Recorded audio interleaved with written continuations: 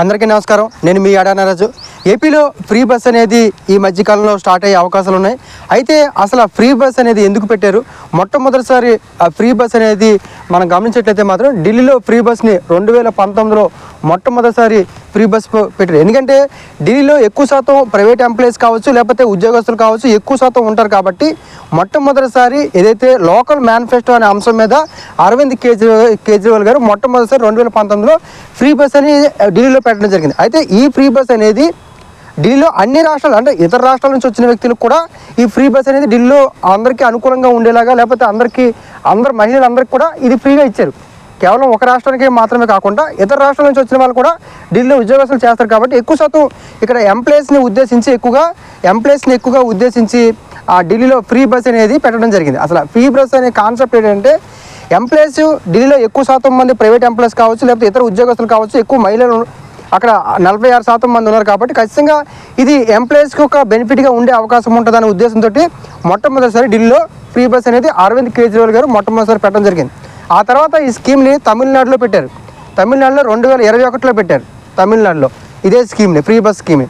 అదేవిధంగా కర్ణాటకలో 2023లో పెట్టారు. అదేవిధంగా పంజాబ్లో కూడా 2021లో పెట్టారు.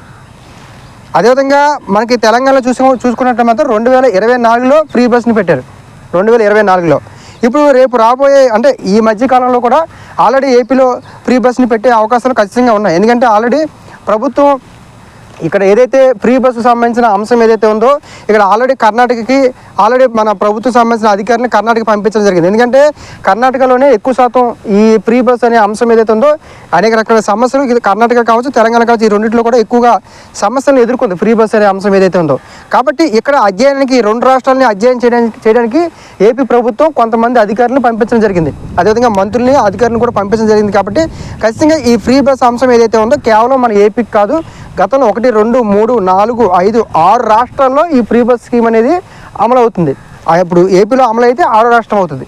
కాబట్టి ఈ ఫ్రీ బస్ అనే స్కీమ్ అని ఏదైతే ఉందో అది అరవింద్ కేజ్రీవాల్ పెట్టడం కేవలం ఎంప్లాయీస్ యొక్క ఏదైతే మనకి ట్రాన్స్పోర్ట్ అలవెన్స్ అనేది ఏదైతే ఉందో ఎంప్లాయీస్కి, ప్రైవేట్ ఎంప్లాయీస్ కావచ్చు, మిగతా గవర్నమెంట్ ఎంప్లాయీస్ కావచ్చు, ట్రాన్స్పోర్ట్ అలవెన్స్ అనేది ఖచ్చితంగా ఎంప్లాయీకి ఇస్తారు. ఆ ట్రాన్స్పోర్ట్ అలవెన్స్ అనేది ఏదైతే ఉందో అది నెలకి 1000 రూపాయలు ఉండొచ్చు, 800 ఉండొచ్చు.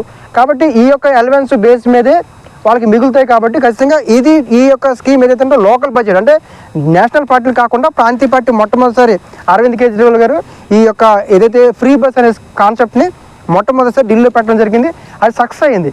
ఆ సక్సెస్ అయిన తర్వాత మిగతా రాష్ట్రాలకి ఇవన్నింటిలో కూడా, తర్వాత తమిళనాడు, తర్వాత కర్ణాటక, తర్వాత పంజాబ్, తెలంగాణ, ఇప్పుడు ఏపీ ఏదైతే ఈ యొక్క స్కీమ్ ఏదైతే ఉందో ఫ్రీ బస్ స్కీమ్ అనేది ప్రజాదరణ పొందింది. అదేవిధంగా కొన్ని ఇబ్బందులు కూడా పడ్డాయి. అయితే ఢిల్లీలో ఆ రకమైన స్థాయి అయితే ఎటువంటి నెగిటివ్ అయితే మాత్రం ఢిల్లీలో రాలేదు. కర్ణాటకలో, తెలంగాణలో ఎక్కువగా ఈ యొక్క ఫ్రీ బస్ అంశం ఏదైతే ఉందో ఇది చాలా ఇబ్బందులు పడ్డాయి. కాబట్టి ఫ్రీ బస్ స్కీమ్ ఏదైతే ఉందో మొత్తం 6 రాష్ట్రాల్లో ఉంది. కాబట్టి 6 రాష్ట్రాల్లో ఇప్పుడు ఏపీలో అమలైతే మాత్రం ఖచ్చితంగా 6 రాష్ట్రాలు. కాబట్టి ఈ ఫ్రీ బస్సు కాన్సెప్ట్ ఏదైతే ఉందో ఆ కాన్సెప్ట్ యొక్క కేవలం ఎంప్లాయీస్ కావచ్చు, లేదా మహిళా ఉద్యోగస్తులు కావచ్చు, వీళ్ళకి బెనిఫిట్ ఇవ్వాలి. అదేవిధంగా వాళ్ళకి మంత్లీ ఎంతో కొంత సేవ్ చేసుకునే విధానం ఉండాలనే ఉద్దేశంతో మొట్టమొదటి పెట్టడం జరిగింది. ఆ తర్వాత మిగతా ప్రభుత్వాలన్నీ కూడా ఈ స్కీమ్ని ఇంప్లిమెంట్ చేయడం జరిగింది.